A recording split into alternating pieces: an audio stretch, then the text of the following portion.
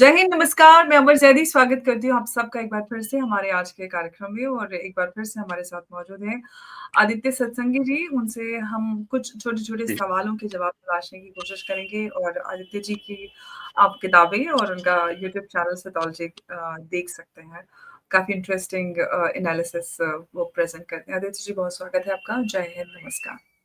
जय हिंद और आपको और आपके दर्शकों को नमस्कार and thank you for inviting me again. बहुत धन्यवाद। आदित्य जी, प्रेज़िडेंट पुतिन भारत आए और काफ़ी ऐतिहासिक वो विज़िट रही और काफ़ी कुछ उससे निकल कर भी आया। इस सब के बीच में हमने देखा कि पूरे वेस्ट में काफ़ी शांति और काफ़ी जलन जैसी बदबू आ रही थी। हालाँकि हमारे पास में भी हो रहा था, पाकिस्तान को भी काफ़ी झटपटाहट थी, जिसके चलते टर्की ने ड्रोन असेंबली का ये प्रोजेक्ट अनाउंस किया एंड एवरीथिंग। तो आखिर वेस्ट में जब भी रशिया का कुछ भी हम देखते हैं, काफ़ी इतनी ज़्यादा परेशानी क्यों निकल कर आती है? क्या रीज़न है कि रशिया और वेस्ट इतना ज़्यादा दूर नज़र आते हैं? उनको क्या समस्या है रशिया से इतनी? बहुत ही अच्छा क्वेश्चन है आपका। एक जॉन मार्फीलैंड ऐसा कोई एक व्यक्ति थे जिन्होंने 1904 में ज्योग्राफिकल सोसाइटी ऑफ ब्रिटिश वहाँ पे एक डॉक्यूमेंट प्रेजेंट किया था। हार्टलैंड मतलब कि एक जो हार्टलैंड है east of Volga, north of Himalaya and and west of कुछ आइलैंड्स हैं on the Pacific side north में, वेस्ट ऑफ दैट ये एक जगह था हार्टलैंड। इसके अंदर आजकल रशिया है। उनका एक सोचने का तरीका था कि अगर इस हार्टलैंड को कंट्रोल किया जाए तो इजीली रेस्ट ऑफ द जो उनका जो एरिया है Asia and Africa, Afro Asia will be controlled. अच्छा, उन्होंने इसी के ऊपर वर्ल्ड वॉर वन हुए, इसी के ऊपर वर्ल्ड वॉर टू हुआ है, इसी थ्योरी के ऊपर हुआ है, इसी थ्योरी पर पाकिस्तान बना है बाय द वे, क्योंकि उनको हार्टलैंड का अटैक करने की एक्सेस चाहिए थी। तो अगर पाकिस्तानी सोच रहे उन्होंने आज़ादी जीती तो बड़ा गलत बात है। ब्रिटिश ने उनको यूज किया उस स्ट्रिप ऑफ लैंड को टू टारगेट रशिया, और आपने देखा होगा पाकिस्तान का अच्छा यूज किया उन्होंने वहां से मुजाहिदीनों को आर्म्स कराया, रिजीम चेंजिंग अफगानिस्तान में सोवियत को निकालने के लिए। फिर सेंट्रल एशिया में पाकिस्तान को यूज़ किया कि अभी भी पाकिस्तानी ने जो किराए की पिट्ठू है ना, इन्होंने जाके ताजिकिस्तान में चाइनीज बेस पे अटैक कर दिया। अभी रशिया उसको इन्वेस्टिगेट करेगा कि पाकिस्तानी ड्रोन्स थे कि नहीं थे। तो they have been used since 1947 for this purpose only. और आज भी वेस्ट की वही स्ट्रेटेजी है, हार्टलैंड वर्सेस रिमलैंड, यही स्ट्रेटेजी है। अब प्रॉब्लम क्या हो गई कि जो भारत है, जो सबसे बड़ा पॉपुलेशन लैंडमास है, एक्चुअली भारत ही हार्टलैंड है एशिया का, नॉट चाइना ऑल्सो, क्योंकि चाइनीज पॉपुलेशन ईस्ट की तरफ है। तो Bharat is a main of heartland. इसीलिए भारत के ऊपर भी बहुत आक्रमण किए गए, ये भारत को दुश्मन माना गया, क्योंकि भारत ने एक नॉन अलाइंड पॉलिसी चूज करी जो कि रियली धार्मिक है। हम ना लेफ्ट को है ना हम ना राइट को है, ठीक है, क्योंकि लोगों को समझ में नहीं आता लेफ्ट और राइट के कॉन्सेप्ट्स भी। लेफ्ट और राइट दाएं बाएं नहीं है, लेफ्ट और right is a political ideology. लेकिन ये जो हार्टलैंड की जो पॉलिसी है, इसके अंडर ही रशिया के ऊपर यूएस यूके जितने भी यूरोपियन कंट्रीज है हमेशा अटैक करते रहते हैं, क्योंकि इनके पास दिमाग होता नहीं है। दे वर्क ऑन सम, मतलब क्या होता है, भेड़ चाल चलती है वहां पे। और इस लेफ्ट राइट के कॉन्सेप्ट, इस हार्टलैंड के कॉन्सेप्ट के पीछे कैथोलिसिज्म भी इन्वॉल्व है और चर्च ऑफ इंग्लैंड भी इन्वॉल्व है। तो इसी यही जियोपॉलिटिक्स की शुरुआत है। मैं जियोपॉलिटिक्स को असुरवाद बोलता हूँ, असुरों की मतलब बकवास है, असुरवाद है। सो द पॉइंट इज कि ये जितने भी देश क्रिएट किए गए, चाइनीज कम्युनिस्ट पार्टी को प्रमोट किया गया, ताकि उसको प्रमोट किया गया कि आप लैंड एक्वायर करते रहो, किसी भी तरह उनको मालूम था किसी भी तरह पे जाकर चाइनीज कम्युनिस्ट पार्टी को खत्म कर सकते हैं। Every single incident was done with that. हमारे यहाँ क्या हुआ, हमारे जो नेहरू है, उन्होंने स्टालिन से दोस्ती कर ली। तो तब से भारत भी उस एनिमी कैंप में आ गया है जो वेस्टर्न थॉट प्रोसेस है उसके में। सारे अमेरिकन या यूरोपियन थिंक टैंक्स इसी फिलॉसफी पे काम करते हैं। आपको लगता होगा चिढ़ क्या है। अब इस पे आप आ जाइए रिलीजियस हिस्ट्री पे। रशियन ऑर्थोडॉक्सी चर्च जो कि एक रेबेल है ऑफ द कैथोलिसिज्म, और it is also a rebel of the church of England क्रिश्चियनिज्म। वो क्रिश्चियनिज्म वहां से आता है। If you combine all these things, इन्होंने अच्छा कॉकटेल बनाया है रिलीजियस का, plus to acquire the land to control the earth. Okay, chapter 16 Bhagavad Gita, असुरवाद का नंबर 1 कि दूसरे सब मर जाए मैं जिंदा रहूं, है ना। असुर ऐसे ही सोचता है। हम लोग दूसरे सोचते हैं, हम लोग सोचते हैं कि सभी लोग आगे बढ़े, पनपे, आगे बढ़े, यू नो। तो सुख की हम लोग प्रार्थना करते हैं कि सभी लोग सुखी रहे, सब लोग शांत रहे, सब लोग अच्छे रहे। But this is the crux of the enmity to Russia. और ये जब फिलोसफी समझ आती है तो आपको सारी चीजें खुल जाएंगी कि why all the incidents through history has happened. और इस बार आके पुतिन और मोदी जी ने उस पूरी फिलॉसफी पे ताला लगा दिया, खत्म। अब the largest voluntary military in the world, India. The largest nuclear stockpile, Russia. Interchanging troops in both the countries. तो ये तो सारा को उन्होंने कचरा में फेंक दिया। इसको सुन के पूरा वेस्टर्न मीडिया बता रहे थे, आप बता रहे थे, बेहोश हो गया चिल्ला चिल्ला के। और सारे ब्राउन लोग ही हैं, हमारे जैसे लोग हैं वहाँ के जो इसे बकवास करते हैं। भारत से ही है सबके नाम, कोई सुकुमार, कोई ये कुमार, वो कुमार, ऐसे यही लोग हैं, हम लोग हैं। क्योंकि वहाँ के लोगों पे बुद्धि नहीं है एनालाइज करने की। तो उनको बोल दिया कि आप ये एट्रोसिटी लिटरेचर लिख दो। अरे हम बड़े परेशान हैं, ये कैसे हो गया, Bharat is the largest democracy. The whole purpose of democracy was to export इसीलिए किया गया कि रिजीम चेंजिंग ऑपरेशंस कराए जाए, डिविजन्स क्रिएट किए जाए, हेवीली इंटेलिजेंस ऑपरेशंस क्रिएट किए जाए, बहुत सारे पप्पुओं को ऊपर उखाड़ा जाए, उछाला जाए। तो पप्पू जाके मूर्खता को बात करते रहेंगे इधर, पैर अब दिखता ही क्या चलता है। ऐसे बहुत सारे पप्पू हैं पूरी दुनिया में, एक नहीं है ये। आपको ये मिलेगा, आपको इजिप्ट में मिलेगा, अर्जेंटीना में मिलेगा, हर जगह है। वहां का तो प्रेसिडेंट ही पप्पू है, अर्जेंटीना का। मैं बाकी पप्पुओं से माफी मांगूंगा, पप्पू अच्छा नाम होता है, लेकिन मैं एक स्पेसिफिक कॉन्टेक्स्ट में बात कर रहा हूँ। तो द पॉइंट इज कि ये जो ट्रेडिशनल 1904 से जो फिलॉसफी बनाई गई थी, नाउ फॉर दैट फिलॉसफी उसको एग्जीक्यूट करने के लिए आपको मिलिट्री पावर चाहिए। अब वो वैसे होगा नहीं। अब मिलिट्री पावर्स तो बची नहीं उनके पास, because there is no people. Birth rate is 1.6 और less in many parts of the Europe. तो और तो दे कैन नॉट फाइट। अभी किसी का बच्चा, एक ही बच्चा होगा तो कैसे दे देगा युद्ध में। So now and it is not because of any, ऐसा नहीं कि किसी और ने षड्यंत्र किया इनके साथ, ये इनकी वजह से ही है कि इनका बर्थ रेट्स नहीं है। तो अभी पॉपुलेशन, या तो अगर युद्ध करेंगे तो पॉपुलेशन जाएगी। So now because they are confused, अब इसीलिए मीडिया में रोना रो रहे हैं कि कोई इधर, ये लोग रशिया और पुतिन इधर चले गए, पुतिन इधर चले गए, मोदी जी को क्या हो गया। और भारतीय अपोजिशन भी यही बातें कर रहा है जो फॉरेन के लोग गए हैं कि मोदी जी को बुलाना चाहिए था। अच्छा वो नहीं बुलाया, गधों को नहीं बुलाना चाहिए कभी भी। वो तो अच्छे लोग हैं, सभी लोगों की जगह है।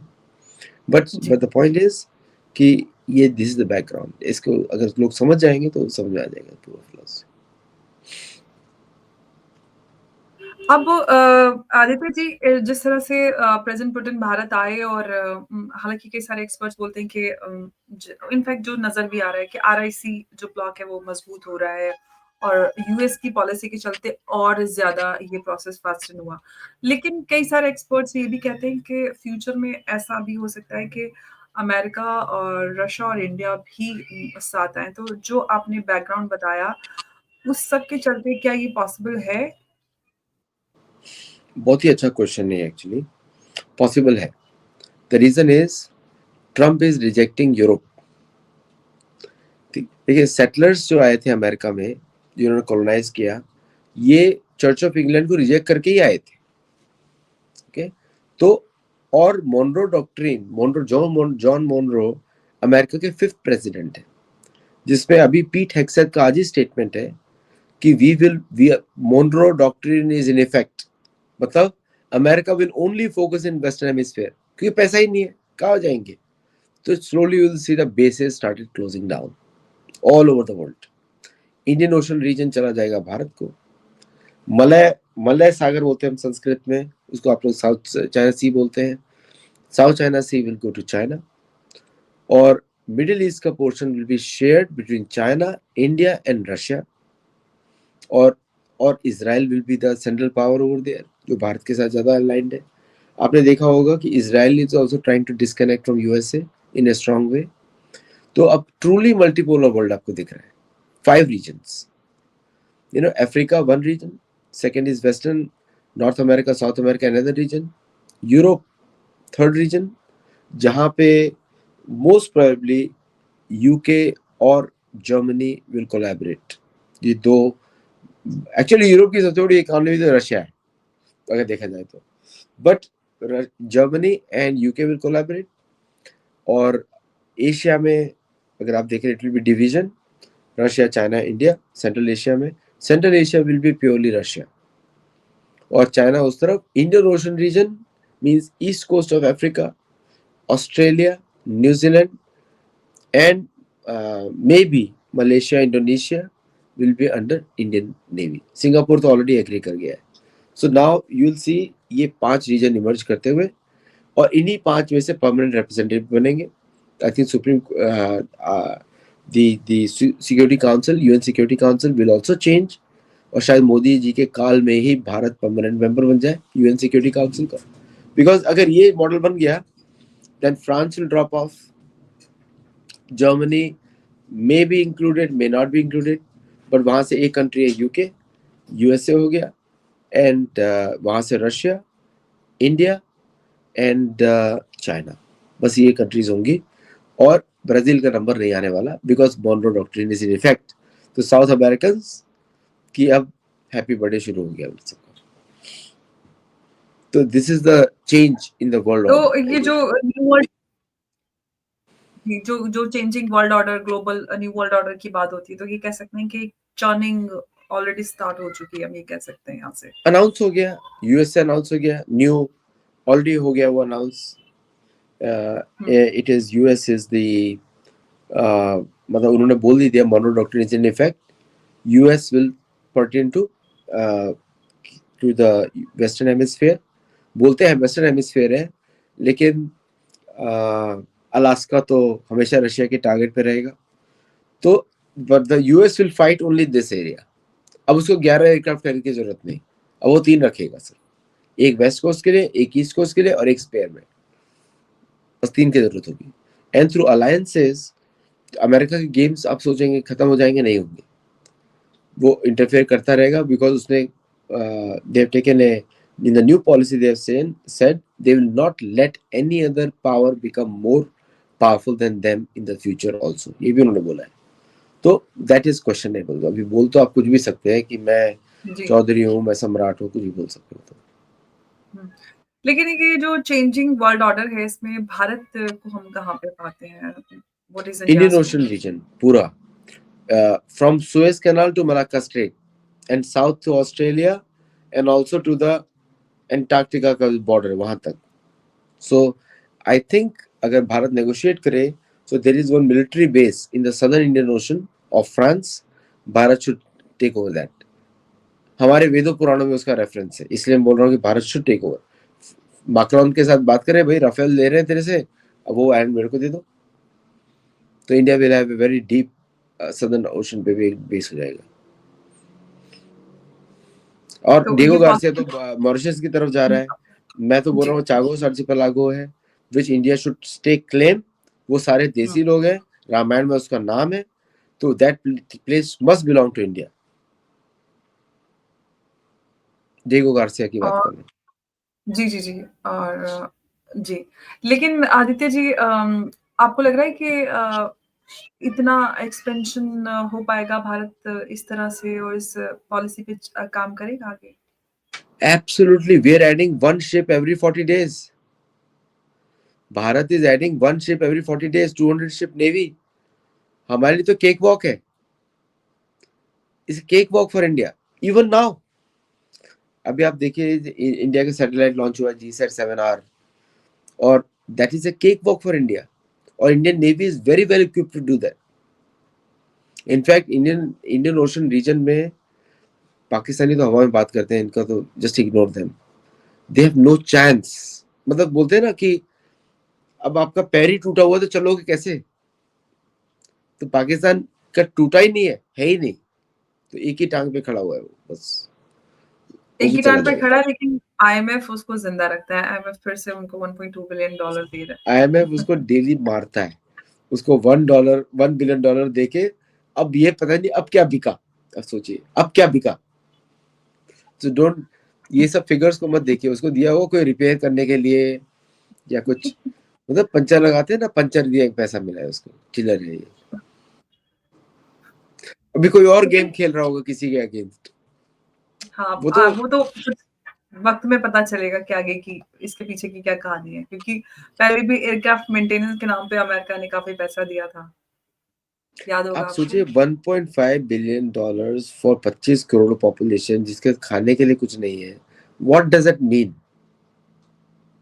इसका मतलब कोई शिप, कोई बिजनेस बिल्डिंग रिपेयर करानी होगी या फिर वो किसी की सैलरी पे करनी होगी या फिर सऊदी अरेबिया को ने बोला होगा कि मुझे ये दो पहले. इन सब के ऐसे पे होगा क्योंकि IMF का जो प्रोसीजर्स है बड़ा सिंपल है कि पहले ये लोग अक्यूज करते थे कि China does debt diplomacy, America is a master of debt diplomacy. तो वो तो पहले से डेट पे इसको रख के पता नहीं क्या बिका होगा इस समय. We don't know. Asim Munir बिक गए हैं और क्या बिकेगा? उसको तो ग्रीन कार्ड चाहिए और एक कॉफी, स्टारबक्स की कॉफी चाहिए. जी, दे बिल्कुल। Very cheap. These guys have no value ना, तो चीप है सब कुछ. किसी को पापा जॉन्स की वो चाहिए चेन, किसी तो कोई पिज्जा बना रहा है अमेरिका में आके, कोई ये कर रहा है. तो इस मतलब जब आपको वैल्यूज नहीं होता ना तो कुछ Americans know how to take care of you. बिल्कुल, लेकिन पाकिस्तान को अगर हम देखते हैं आदित्य जी, तो अभी टर्की के साथ भी उनका ड्रोन असेंबली वाला ये सब हुआ है। तो टर्की, पाकिस्तान और सऊदी अरेबिया, ऐसा लग रहा है कि ट्राइलैटरल या एक इस तरह का एक ट्रियो तैयार हो रहा है अगेंस्ट इंडिया। आपको लग रहा है कि एक डिटरेंस भारत के लिए हो सकता है? Bharat has gone way beyond it, way beyond it. अगर हम चाहें तो हर मीटर पे एक ड्रोन खड़ा होगा पाकिस्तान के ऊपर, हर मीटर पे. That's how big we are now. तो अब पाकिस्तान और टर्की को अगर 3 शिप्स भारत के ब्लैकआउट करा सकते हैं तो कहाँ लड़ने आएगा टर्की. ये these are good only on social media. ये बंदरों के जैसे उछलते हैं और वो बोल रहे हैं कि वो 100 ड्रोन्स देंगे, ये ड्रोन्स देंगे, 6th जनरेशन ड्रोन. अरे भाई ड्रोन्स दे के क्या करूं, उड़ाएगा कैसे? How will it fly? Pakistan तो पूरा हमने कवर किया हुआ है. ऑलरेडी देखा है 315 किलोमीटर पे मार चुके हैं और 200 किलोमीटर पे F-17 गिराया हमने, JF-17. तो Pakistan has no capability other than nuisance value. तो चाहे, और सऊदी अरेबिया ने तो उसको खरीद के रखा हुआ है. द रीजन सऊदी अरेबिया ने खरीद के रखा हुआ है वो इसीलिए क्योंकि Israel is controlling the Saudi air space. So और Pakistani army is helping Israel clean up Hamas in Palestine. So अगर ये सारे सीक्रेट्स बता दिए जाए, पाकिस्तानी पब्लिक को तो कोई पूछता नहीं है वहां पे, but I am just saying, तो there is no way they can do that.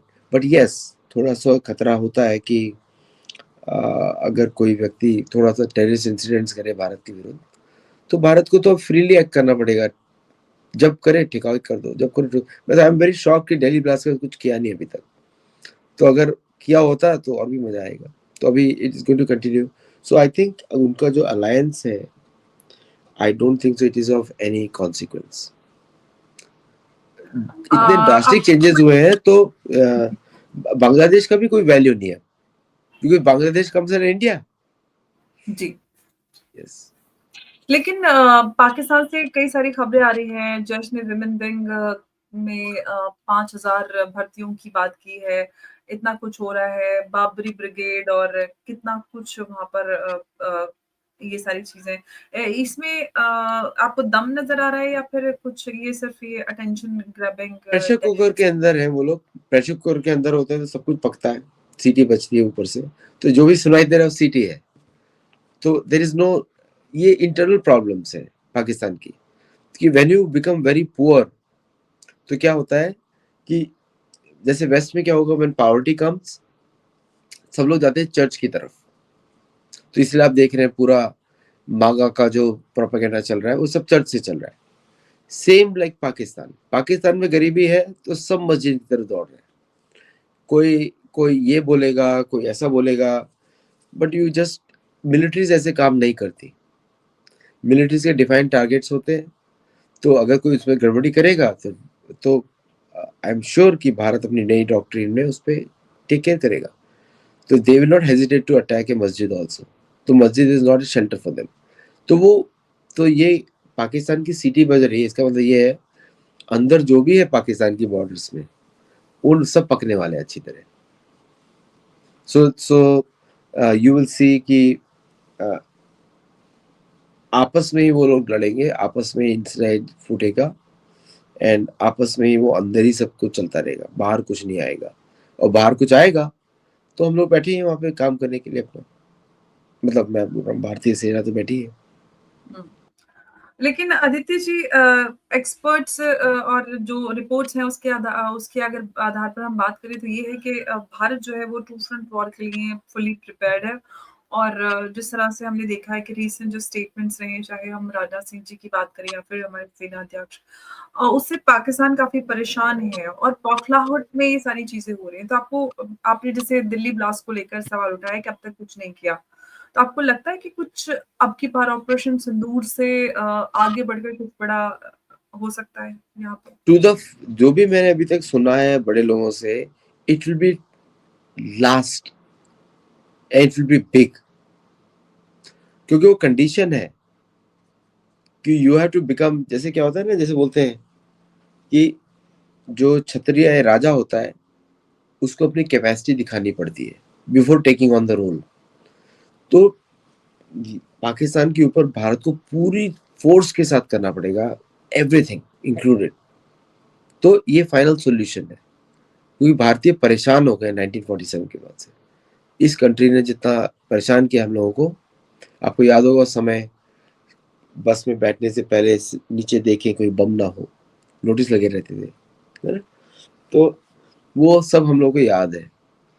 And तो नाउ ये सब पाकिस्तान से हुआ, और उनके जो पिट्ठू बैठे हुए हैं कश्मीर, छोटे से कश्मीर में, छोटा कश्मीर छोटा सा एकदम, तो उसके अंदर बैठे हुए हैं, उनके थ्रू हुआ। और अभी भी डॉक्टर्स निकले, बड़े अच्छे अच्छे डॉक्टर्स हैं वो, कोई राइसिन बना रहा है, कोई कुछ बना रहा है। देखिए आप लोग ने कौन सी वाव ली है भाई, मारने की बचाने की?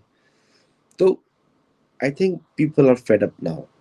बस अभी अब there is no emotional sentiment बचा है।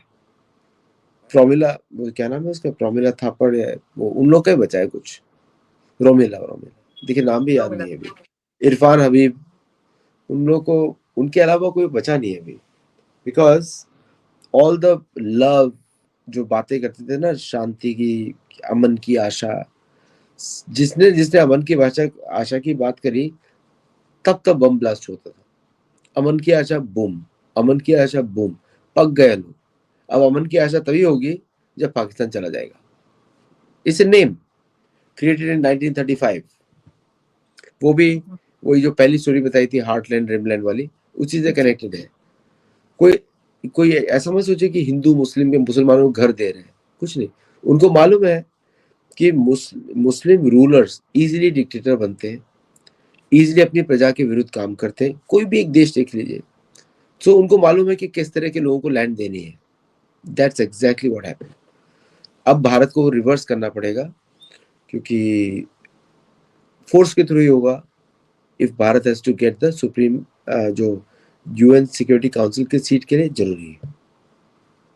रशिया के लिए जरूरी था यूक्रेन, भारत के लिए जरूरी है पाकिस्तान। चाइना उसके बाद अपने आप ही सुधर जाएगा उसको। चाइना क्यों भी लड़ तो ताइवान करते ले हैं। लेगा क्या? हाँ। चाइना भी ताइवान ले लेगा क्या? ताइवान ले लेगा वो एग्रीमेंट हो जाएगा, नो प्रॉब्लम। ताइवान तो अब प्रॉब्लम क्या होगी, जापान ने क्लेम डाल दिया ताइवान के ऊपर। So now Japan is involve and Japanese are, उनकी सेना थोड़ी छोटी है, लेकिन चीन को जो जो डर लगता है जापानीज से, वो किसी और से इतना नहीं लगता। बिकॉज जापानीज फोर्सेस जो है, दे आर वेरी, भारत के जैसे वेरी प्रोफेशनल, वेरी क्लिनिकल, और वो and they have learned all the world war 2 lessons also. उनकी गवर्नमेंट भी चेंज हो रही है। So I think China has to fight with Japan now, not with US. तो काफी कुछ ग्लोबल, अगर हम वर्ल्ड ऑर्डर या फिर जियोपॉलिटिकल कॉन्टेक्स्ट में बात करते हैं तो काफी कुछ हमें बदलता हुआ नजर आ रहा है। और ये बदलाव एक बड़े पॉजिटिव, अगर हम चेंज की बात करें, जैसे कि आपने कहा कि रशिया को यूक्रेन चाहिए, भारत को पाकिस्तान के साथ, विश्व में शांति आगे नजर आती है। मतलब टेम्परेरी तो आपको लगता है कि कुछ डिस्टर्बेंसेस होंगी, बट आगे हम अगर लॉन्ग रन में देखें तो शांति और बड़े जो कॉन्फ्लिक्ट्स हैं इस पूरे रीजन में, वो हम सॉल्व होते हुए देखते हैं। आदित्य जी, बहुत बहुत धन्यवाद आपका इस चर्चा में हमारे साथ जुड़ने के लिए। नमस्कार, जय हिंद, जय भारत। मैं थोड़ा सा फैक्ट बता दूं। जी जी, प्लीज प्लीज। महाभारत युद्ध के बाद हम्म 3000 साल तक पीस थी, जी 3000 years। ओके। और चंद्रगुप्त का जो ने जब कॉन्केस्ट किया था तुर्की का, तुर्की वालों को याद होना चाहिए कि उनके जी राजा थे चंद्रगुप्त, और वहीं पे बैठते थे जहाँ पे अंकारा है। जी तो उसके बाद पीस थी 500 years तक। जी तो युद्ध के बाद, क्योंकि ये अब जब युद्ध होगा तो इसमें लॉन्ग टर्म पीस होगी, और अमेरिका को बोला जाएगा ठीक है आप लोग गेम खेलते रहो, हमको कोई प्रॉब्लम नहीं है, लेकिन उधर खेलो, बांग्लादेश में नहीं, पाकिस्तान में नहीं, डिएगो गार्सिया से बाहर निकल जाओ। So this is what we are moving towards now. तो इसलिए peace is will be there long term. बहुत बहुत धन्यवाद आदित्य जी। Thank you. नमस्कार, जय हिंद।